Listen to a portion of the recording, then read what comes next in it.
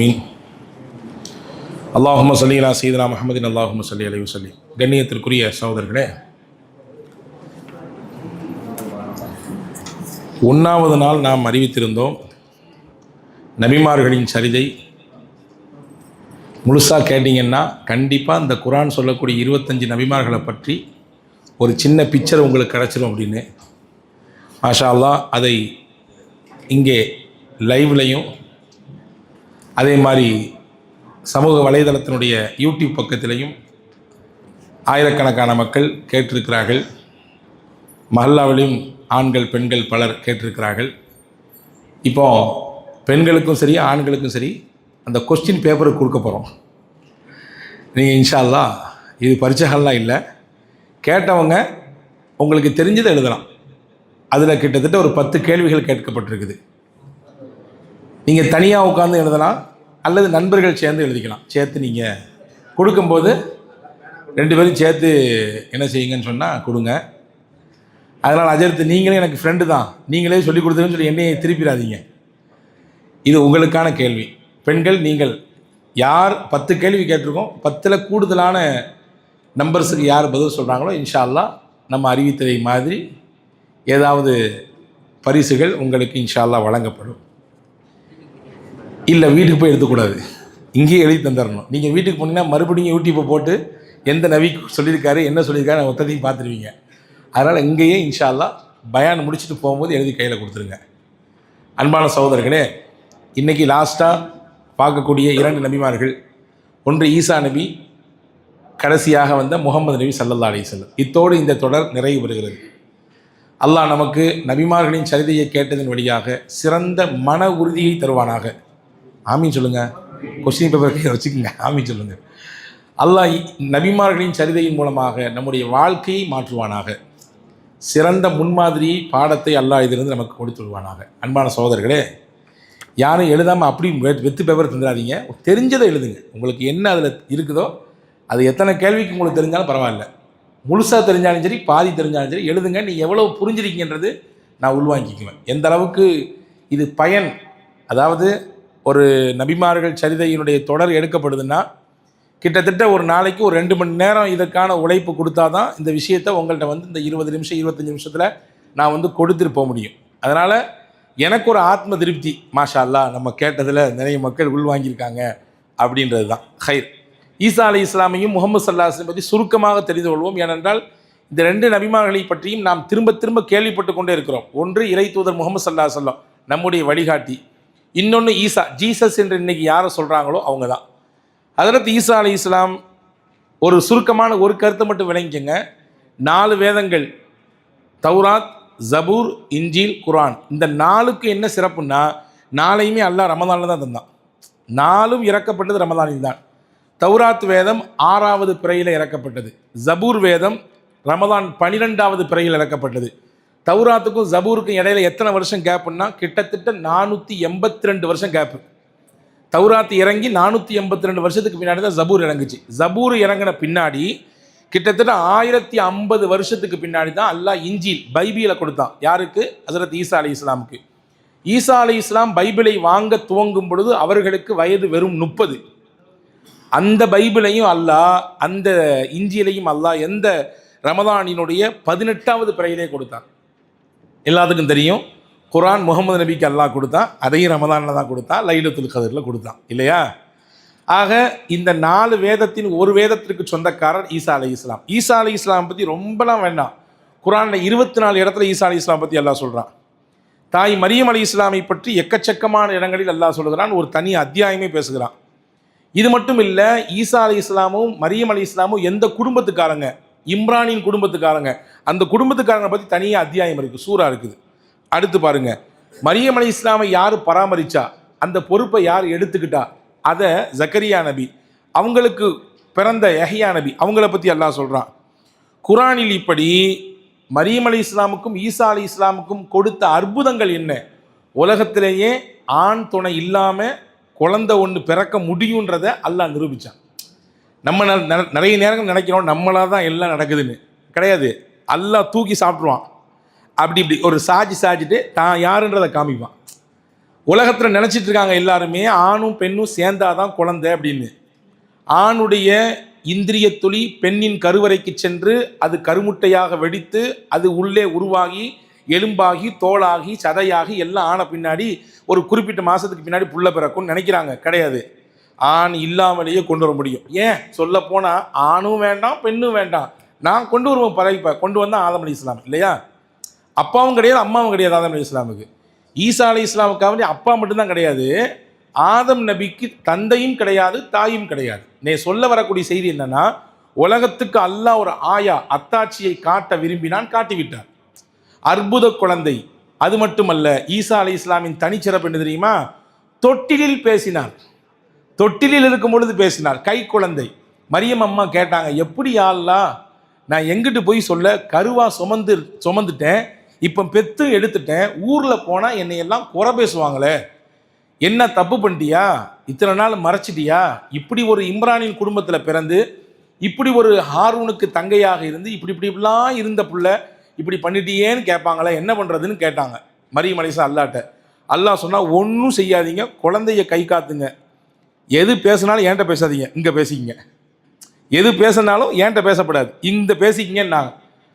மக்கள் எல்லாம் கேட்டாங்க, நாங்கள் எப்படி போய் குழந்தைகிட்ட பேசுவோம், என்ன விளையாட்டுத்தனமா இது, பச்சை குழந்தை பிறந்த குழந்தை பேசுங்கிறது என்ன விளையாட்டு செய்தியா, பேசுங்க பேசும் பதில் அப்படின்னு ஹஜ்ரத் மரியம் அலைஹிஸ்ஸலாம் சொன்னாங்க. குழந்தை பேசியது. அந்த குழந்தை பேசிய முதல் வார்த்தை தான் இன்னி அப்துல்லா, நான் அல்லாஹ்வுடைய அடிமை. ஈசா பேசிய முதல் வார்த்தை என்ன? நான் அல்லாஹ்வுடைய அடிமை. ஆதானியல் கிதாப் வஜஅல்னி நபியா, எனக்கு அல்லாஹ் வேதத்தை கொடுத்துருக்கான், என்னை நபியா ஆக்க போகிறான். எங்கள் அம்மாவை பற்றி யாரும் ஒன்றும் பேசாதீங்க, எங்கள் அம்மாவை பற்றி எதுவும் பேசக்கூடாது. பரிசுத்தமான பெண், அது தூய்மைக்கு பெயர் பெற்றவர்கள். எங்கள் அம்மாவுக்கும் தப்புக்கும் தண்டாவுக்கும் ஏணி வச்சா கூட எட்டாது, அவ்வளவு சுத்தமான பெண்.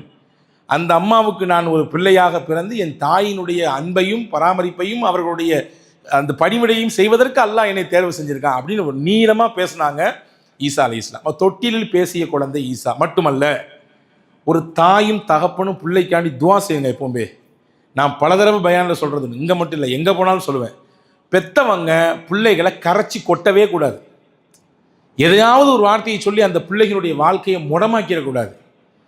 பெற்றோர்களின் துவா எவ்வளவு பவர்ஃபுல்ன்றத ஈசாவை வைத்து மரியமை வைத்து அலைஹி ஸலாத்து வஸலாம் அவங்கள வச்சு புரிஞ்சுக்கலாம். மரியம் அலைஹிஸ்ஸலாமுடைய அம்மா, அந்த அம்மா பேர் ஹன்னா. அது யாருன்னா இம்ரானின் மனைவி. இம்ரானுக்கும் ஹன்னாவுக்கும் பிறந்தவர்கள் தான் மரியம். இந்த மரியம் பிறக்கிறதுக்கு முன்னாடி அவங்க அம்மா, அதாவது ஈசா நபியினுடைய பாட்டி அல்லாஹ்ட துவா செஞ்சாங்க.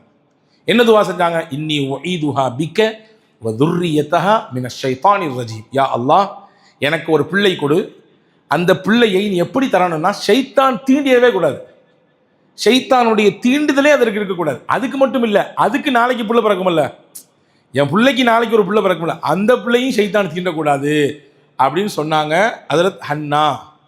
ஹதீஸ் சொல்லுகிறது, முகமது ஸல்லல்லாஹு அலைஹி வஸல்லம் சொன்னாங்க, உலகத்தில் பிறக்கும் குழந்தையெல்லாம் அழுகிறது. நீங்கள் சயின்ஸை கேளுங்க, என்ன சொல்லும்? புது உலகத்துக்கு வருது, இதுவரை அம்மாவுடைய கர்ப்பப்பையில் இருந்துச்சு, இந்த புது உலகத்துக்கு வந்து அந்த காற்று அந்த மாதிரி விஷயங்கள்லாம் பட்ட உடனே அது என்ன செய்யுது?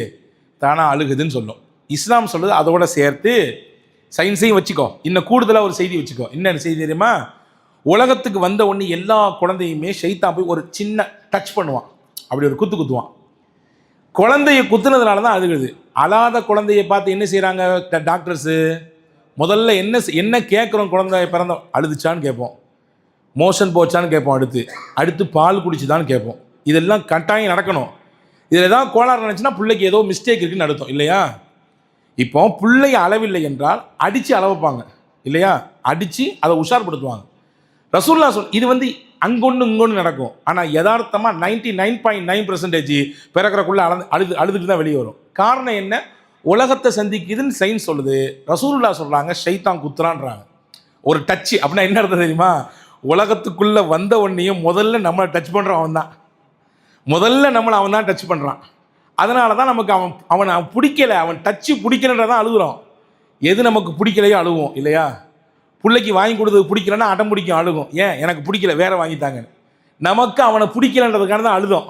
ஆனால் காலப்போக்கில் கதை அப்படி கந்தலாமாயி நம்மள பல பேர்த்துக்கு அவனை பிடிக்கிற மாதிரி ஆகி போச்சு நிலைமை. இப்போ அது தனிக்கதை, அதை பேச வேண்டாம். இப்போ ஹஜ்ரத் ரசூலுல்லாஹ் சொன்னாங்க, உலகத்தில் எல்லா பிள்ளையையும் ஷைத்தான் டச் பண்ணுவான். ஷைத்தான் டச் பண்ணாத குழந்தை யார் தெரியுமா? மரியமும் ஈசாவும். மரியமை டச்சே பண்ணல, அழாம பிறந்தாங்க, ஆனால் ஆரோக்கியமாக பிறந்தாங்க. ஈசா அழாம பிறந்தாங்க, ஆரோக்கியமாக பிறந்தாங்க. அப்போ என்ன விளங்கணும்? பெற்றோர்கள் கேட்கக்கூடிய துவா பிள்ளைகளுக்கு அவ்வளவு பவர்ஃபுல்லாக போய் அப்படி சேரும், அப்படி ஃபிட் ஆயிரும் போயிட்டு. அதனால தான் ரசூலுல்லாஹ் சபிச்சிடாதீங்க, பிள்ளைகளை கரைச்சி கொட்டிடாதீங்க, எதையாவது மேலே கீழே சொல்லிடாதீங்க. சில நேரங்களில் அவங்க பண்ணுறதெல்லாம் உங்களுக்கு அப்படி கோபத்தை தான் ஏற்படுத்தும், அப்படி தூக்கிடலாமான்னு அப்படிலாம் தோணும். ஆனால் அந்த நேரத்துலையும் கூட நிதானமாக நீங்கள் வார்த்தைகளில் கவனமாக இருங்க, வார்த்தைகள் ரொம்ப கவனமாக இருங்க சொல்லித்தராங்க. ஆக அற்புதமான குழந்தை ஈசா பிறந்த பிறகு தொட்டிலே பேசினார். வளர்ந்து ஆளாகும் பொழுது பல்வேறு விஷயங்களை அல்லாஹு ஜல்லஷானஹு வ தஆலா ஈசாவின் வழியாக சொன்னான். ஈசா வளர்ந்து ஆளாகி தன்னுடைய அந்த இளமையை கடக்கும் நேரத்திலே அல்லாஹு தாலா அவருக்கு நுபுவத்தை கொடுத்தான். ஒரு கட்டத்தில் ஈசா அல்லாவை பற்றி சொல்ல வந்தார், அல்லாஹ் தான் ஒருவன் சொல்ல வந்தார். ஆனால் அவரையே கடவுளாக மாற்றினாங்க. அவர் தான் கடவுள், அவரை தான் குமாரர், அதாவது தேவனின் குமாரர், இவர் தேவனின் குமாரர் என்று சொன்னார்கள். ஹஜ்ரத் ஈசா அலைஹிஸ்ஸலாம் சொன்னாங்க, இல்லைப்பா, நான் அல்லாஹ்வுடைய அடிமை, அல்லாஹ்வுடைய அடிமை, அல்லாஹ்வை பற்றி உங்களுக்கு சொல்ல வந்திருக்கேன். அதனால் என்னையுமே நீங்கள் என்ன செஞ்சிடாதீங்க, ஒரு காலமும் இறைவனாக மாற்றி விடாதீர்கள் என்று ஹஜ்ரத் ஈசா அலைஹிஸ்ஸலாம் பேசினார்கள். ஒரு கட்டத்தில் பனு இஸ்ரவேலர்களுக்கு இவர்களின் செயல்பாடு பிடிக்கவில்லை. நான் ஏற்கனவே சொல்லிட்டேன் முன்னாடி, பனு இஸ்ரவேலர்கள் மொத்தம் எத்தனை நபிமார்களை கொன்னாங்க? அதெல்லாம் சீட்டில் பேசிக்கிறோம், இங்கே உங்கள்கிட்ட நேரடியாக பேச மாட்டோம். 70 பேரை கொண்டாங்க, 70 நபிமார்களை கத்தல் கொன்னாங்க. அதே மாதிரி வேலையை ஈசாட்டையும் செய்ய வந்தாங்க. ஈசாவையும் கொன்னுபடுன்னு நினச்சாங்க. அந்த கொன்று விட வேண்டும் என்ற திட்டத்தின் வெளிப்பாடு தான் சிலுவையை அறைந்து அதன் மேலே இவரை மாற்றிவிட வேண்டும் என்று எண்ணப்பட்டார்கள். ஆனால் அல்லாஹ்வுடைய நாட்டம் எப்போ இந்த நினைப்பில் ஈசா என்ற நபியை கொல்ல வந்துட்டாங்களோ, அல்லாஹ் ஜல்லஷானஹு வ தஆலா அவருடைய தோற்றத்தை யார் காண்பித்து கொடுத்தாரோ, நம்முடைய கொஞ்சம் கொச்சையான பாஷையில் சொல்லவா, நீங்கள் யாரும் கோச்சக்கூடாது, யார் கூட்டி கொடுத்தாரோ அவருக்கு அந்த உருவத்தை கொடுத்து விட்டார். யார் ஈசா அலைஹிஸ்ஸலாமை மாற்றிவிட வேண்டும், இவரை சிக்க வச்சு சின்னாபின்னப்படுத்து நினைச்சாரோ அவருக்கு அந்த உருவத்தை கொடுத்துட்டான். ஈசா அலைஹிஸ்ஸலாம் அப்போ என்ன செஞ்சான்? பர் ரஃபஅஹுல்லாஹு இலை, அல்லாஹ் உயர்த்தி விட்டான், அல்லாஹ் தன்னளவிலே உயர்த்தி விட்டான். அப்படின்னா என்னதே அர்த்தம்? ஈசா அலைஹிஸ்ஸலாம் இன்னும் இறப்பை சந்திக்கலை, இன்னும் ஈசா அலைஹிஸ்ஸலாம் மௌத்தாகலை. ஈசா அலைஹிஸ்ஸலாம் மௌத்தாகலைன்னா என்ன அர்த்தம்? திரும்பி இந்த உலகத்துக்கு வருவாங்கன்னு நாங்கள் ரசூலுல்லாஹ். உலக அழிவு என்பது ஈசாவின் வருகைக்கு பிறகுதான் சாத்தியம். ஈசா வரணும், அவர் சில காலங்கள் வாழணும், அவர் திருமணம் முடிக்க வேண்டும், அவருக்கு இயற்கையாக மரணம் வர வேண்டும், அதற்கெல்லாம் பின்னாடி தான் உலக அழிவுங்கிறது சாத்தியப்படும்ன்றதை புரியணும். அப்போ அவர்களை சிலுவையில் அரைக்க வேண்டும் என்று நினைத்த சமயத்திலே அல்லாஹு தாலா அந்த சிச்சுவேஷனையே மாற்றினா, அவரை மாட்டி கொடுத்தவரை மாட்டி அதுக்கு ஆள்படுத்தினா அவரை தான் அடித்தாங்களே தவிர ஈசாவை அடிக்கவில்லை. அல்லாஹ்வின் தூதர் ஸல்லல்லாஹு அலைஹி வஸல்லம் ரொம்ப தெளிவாக சொன்னாங்க, ஈசா அலைஹிஸ்ஸலாம் எப்படி வருவாங்க, எந்த ஊரில் வருவாங்க? டமாஸ்கஸ்க்கு வருவாங்க, சிரியாவினுடைய டமாஸ்கஸ். அங்கே ஒரு வெள்ளை மாளிகை இருக்கிறது, வெள்ளை குப்பா கொண்ட ஒரு பள்ளிவாசல் இருக்குது, அந்த குப்பால தான் இறங்குவாங்க. அவங்க இங்கே இறங்கி கல்யாணம் பண்ணுவாங்க, அவங்க மௌத்தாகி அடக்க பண்ணுறது எனக்கு பக்கத்தில் தான் சொன்னாங்க. ரசூலுல்லாஹ் இப்போ அடங்கியிருக்காங்களே, அங்கே 4 பேர் அடக்கலாம். ஒன்று முகமது ரசூலுல்லாஹ் அடங்கியிருக்காங்க, அபூபக்கர் நாயகம் அடங்கியிருக்காங்க, உமர் நாயகம் அடங்கியிருக்காங்க, இன்னொரு இடம் காலியாக இருக்குது. அது யாருக்கு? ஹஜ்ரத் ஈசா அலைஹிஸ்ஸலாமுக்கு. அந்த அளவுக்கு சொல்லி வச்சுட்டு போனாங்க, அடையாளத்தோடு சொல்லி வச்சாங்க. அதனால் உலகத்தில் யாராவது தன்னை ஈசான்னு சொன்னால் பொய்யன்னு அர்த்தம், நம்பப்படாது. ரசூலுல்லாஹ்வுடைய அந்த தெளிவான அடையாளம் ஈசா அலைஹிஸ்ஸலாமுக்கு இருக்கிறது. ஆக ஈசா அலைஹிஸ்ஸலாம் மறுபடியும் வருவார்கள் என்பதுதான் நம்முடைய நம்பிக்கை. கூடுதல் நம்பிக்கை என்னன்னா, ஈசா அலைஹிஸ்ஸலாம் அப்துல்லா, அல்லாஹ்வுடைய அடியார். அவர் அல்லாஹ்வை பற்றி சொல்ல வந்தார், அவரையே கடவுளாக மாற்றி விட்டார்கள். அது குறித்து அவருக்கு வழங்கப்பட்ட வேதத்தை, இஞ்சிலை பல தடவைகள் மாற்றி விட்டார்கள். புதிய ஏற்பாடு பழைய ஏற்பாடு இருக்குது தெரியுங்களா?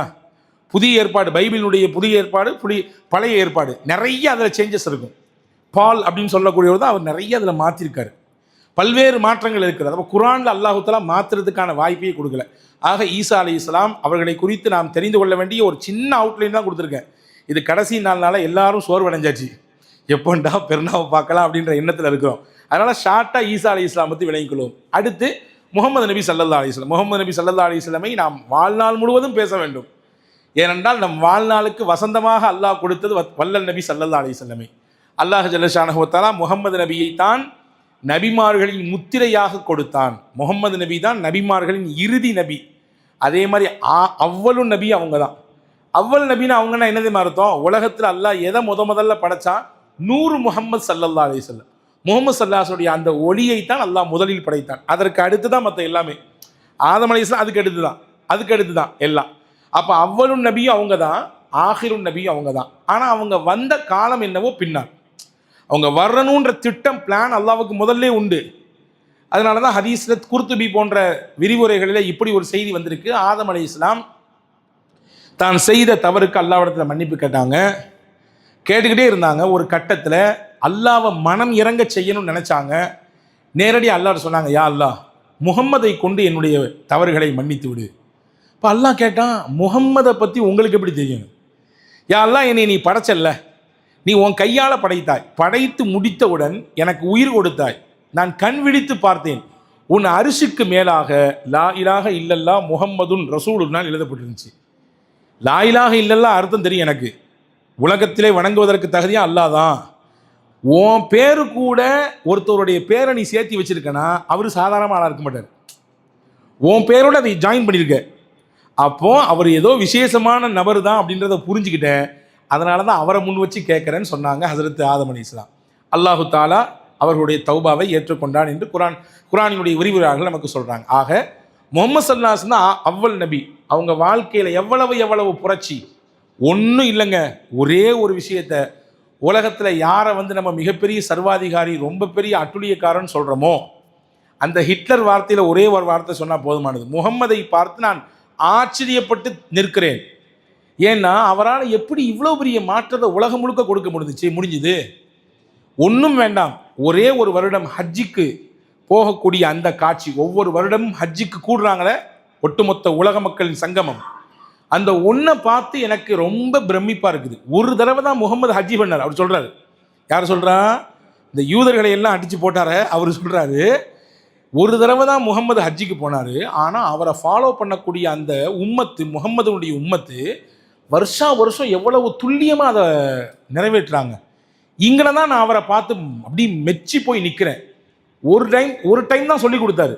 ஆனால் அவர் மறைஞ்சி 14 நூற்றாண்டு ஆயிடுச்சு. அதை அப்படியே அச்சு அசல் மாறாமல் ஃபாலோ பண்ணக்கூடிய மக்கள் இன்னக்கும் இருக்கிறாங்கன்னா, இங்கே ஜெயிச்சிட்டார் முகம்மது அப்படின்னு சொன்னார் ஹிட்லர். அப்போது நம்ம புரிய வேண்டியது, முகம்மது ஸல்லல்லாஹு அலைஹி வஸல்லம் பற்றி நாம தான் தெரியாமல் நிறைய பின்தங்கி நிற்கிறோம். ஆனால் நிறைய நபர்கள், பேராசிரியர் ஹிட்டி போன்ற பெரிய பெரிய அறிஞர்கள் எல்லாம் பெருமானாரை பற்றி ரொம்ப பிரபலமாக விலாவாரியாக நிறைய நூட்களிலே நிறைய வால்யூம்கள் கொண்ட, அத்தியாயங்கள் கொண்ட வரலாறுகளை எல்லாம் எழுதி குவித்து வைத்திருக்கிறார்கள். இந்த ரமதானுடைய இறுதி பகுதியில் இருக்கக்கூடிய நம்மிடத்திலே, உங்களிடத்திலே நான் வேண்டிக் கொள்ளக்கூடியது, 24 நபிமார்களின் வரலாற்றை ஓரளவுக்கு நாம் உங்களுடைய கவனத்திற்கு கொண்டு வந்து விட்டோம். இப்பொழுது உங்களிடத்திலே கோரிக்கையாக நான் ஒரு சகோதரனாக வைக்கக்கூடியது, 25வது நபியாக உலகத்தின் இறுதி தூதராக இருக்கிற முகம்மது நபியின் வரலாற்றை கொஞ்சம் கேட்பது இருக்கட்டும், கொஞ்சம் எடுத்து வாசிப்போம். பெருமானாரின் அந்த வரலாற்று செய்தி இன்னைக்கு எல்லா மொழிகள்லையுமே இருக்குது. எல்லா மொழிகள்லையுமே பெருமானாருடைய வரலாறு இருக்குது. தமிழில் இருக்குது, ஆங்கிலத்தில் இருக்குது, உருதுல இருக்குது, வேற என்னென்ன மொழிகள், உலகத்தில் எத்தனை மொழிகளும் எல்லா மொழியிலும் பெருமானாருடைய வரலாறு இருக்குது. எழுதி தள்ளி கொண்டே இருக்கிறார்கள். முஸ்லீம் இஸ்லாமிய அறிஞர்களும் எழுதுகிறார்கள், மாற்று சமயத்தை சேர்ந்தவர்கள் எழுதுகிறாங்க, எதிர்கருத்து கொண்டவங்களும் முகமது ரசூலுல்லாஹ் பற்றி பேசுகிறாங்க, எழுதுகிறாங்க. இப்போ இப்படி வரலாறுகளை தாங்கி இருக்கக்கூடிய நம்முடைய தலைவர் முகமது ஸல்லல்லாஹு அலைஹி வஸல்லம் பற்றி நாம் தெரிந்து கொள்ள வேண்டும். அவர்கள் வாழ்வதற்கு, அவர்கள் இந்த உலகத்திற்கு வந்த நிமிடத்திலிருந்து அவர்கள் இந்த உலகத்தை விட்டு மறையும் வரை அதை பற்றி 100 எபிசோடு இல்லை, எத்தனையோ எபிசோடு பேசலாம். ஒரு 2 வருஷத்துக்கு முன்னாடி நம்ம 27 நாளும் தொடர்ச்சியாக முகமது ரசூலுல்லாஹ் பற்றி டெய்லி அரை மணி நேரம் ஒரு தொடர் உரை ஓடியது. அதெல்லாம் கம்மி தான். நிறைய பேசலாம் பெருமானாரை பற்றி, அவ்வளவு செய்திகள் இருக்கிறது. எனவே நான் முகமது ரசூலுல்லாவின் வரலாற்றை துவங்க விரும்பவில்லை, உங்களிடத்தில் கோரிக்கையாக வைக்கிறேன். முகமது ரசூலுல்லாவின் வரலாற்றை படியுங்கள், வாசியுங்கள். இல்லை எனக்கு நேரம் இல்லை என்றால் அது குறித்து நிறைய எபிசோடுகள் பேசி வைத்திருக்கிறார்கள் பெரிய மார்க் அறிஞர்கள். ஆங்கிலத்தில் இருக்குது, தமிழில் இருக்குது, நிறைய இருக்குது. அதெல்லாம் நமக்கு ஃப்ரீ டயத்தில் உட்கார்ந்து போட்டு கேளுங்க. அந்த நாயகத்தினுடைய வரலாற்றை நாம் உள்வாங்கும் பொழுது நம்முடைய ஈமான் பசுமையாக ஆகும். அவர்கள் மீது உண்டான நெருக்கம் கூடும், அவர்கள் மீது உண்டான காதல் அதிகரிக்கும். எனவே இப்படி 25 நபிமார்களினுடைய வரலாற்று செய்தியை அல்லாஹின் பேரருளால் 1வது நோம்புல துவங்கி இன்னைக்கு 28வது பெற மாஷா அல்லாஹ் இன்றைக்கு வரைய என்னுடைய சக்திக்கு உட்பட்டு எனக்கு அல்லாஹ் கொடுத்திருக்கக்கூடிய கொஞ்சோண்டு அறிவை வைத்து ஏதோ உங்களுக்கு முன்னால் உங்களிலே பலர் படித்தவர்கள், பலர் நல்ல அறிவுஜீவிகள், உங்களுக்கு முன்னால் எனக்கு கொடுக்கக்கூடிய விதத்திலே அல்லாஹ் கொடுத்தான் அந்த நசீபை. அதை நான் பெரும் பாக்கியமாக கருதுகிறேன். நபிமார்களின் வரலாற்றை அல்லாஹ் இந்த நாவால் பேச வைத்திருக்கிறானே, உங்களை எல்லாம் இந்த காதுகளால் கேட்க வைத்திருக்கிறானே. உள்ளபடியே நீங்கள் மனசில் கைத்து சொல்லுங்கள். 25 நாளும் நீங்கள் கேட்ட வரலாறு நிச்சயமாக உங்களுக்கு மிகப்பெரிய மாற்றத்தை உள்ளத்தில் கொடுத்துருக்கும். நான் நம்புகிறேன். ஆரம்பத்திலே சொன்னேன், நிச்சயமாக நபிமார்களின் வரலாறு என்பது வெறுமனே கேட்டுட்டு போகிற கதையாக இருக்காது, அது ஈமானிய பலத்தை நமக்கு தரும் என்று அந்த நம்பிக்கை எனக்கு கூடுதலாக இருக்கிறது. அல்லாஹ் ஜல்லஷானஹு வ தஆலா தொடர்ச்சியாக இந்த மாதிரியான நல்ல விஷயங்களை பகிர்வதற்கு, பேசுவதற்கு, மக்களோடு தொடர்ந்து அதை உரையாடுவதற்கு நல்ல வாய்ப்பை அல்லாஹ் உங்களுக்கும் எனக்கும் எல்லா மக்களுக்கும் வழங்கட்டும் என்ற உயர்ந்த துவாவோடு, இதற்காக வேண்டி இருந்து உங்கள் நேரங்களை கொடுத்து ஒத்துழைப்பு செய்த எல்லா மக்களுக்கும், ஆண்களும் சரி பெண்களும் சரி, எல்லா மக்களுக்கும் அல்லாஹ் ஈருலகத்தினுடைய நற்பாகியங்களை இரட்டிப்பாக பன்மடங்காக திரும்ப திரும்ப அல்லாஹ் உங்களுக்கு எல்லாம் கொடுத்து கொண்டே இருக்கட்டும். நம் மஹல்லாவுக்கு தரட்டும், எல்லா மக்களுக்கும் தரட்டும், நம்முடைய ஜமாத்திற்கு தரட்டும், நம்முடைய ஊருக்கு தரட்டும், நம்முடைய சொந்தங்களுக்கு தரட்டும். அல்லாஹ் தௌஃபீக் செய்வானாக. ஆமீன். வாஹிர் தாவானா அல்ஹம்துலில்லாஹி ரப்பில் ஆலமீன். அஸ்ஸலாமு அலைக்கும் வரஹ்மத்துல்லாஹி வபரகாத்துஹு.